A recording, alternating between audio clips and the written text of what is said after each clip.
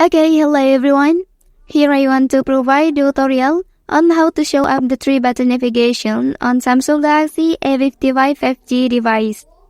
Well, knowing how to enable the 3-button navigation system on your device offers familiarity and accessibility for users accustomed to traditional Android navigation. And also, the 3-button navigation system typically consists of the back, home, and recent app buttons, providing a straightforward and easy-to-understand method for navigating through your device interface. So how to do that? Let's go to the tutorial. Okay, firstly, enter to the settings menu on your device. Well, after that, select display option.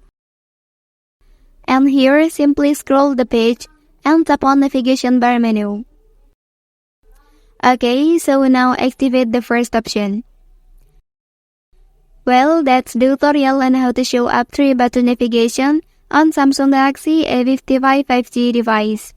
If you are helped by this video, don't forget to like and subscribe to get other information from this channel. Thank you.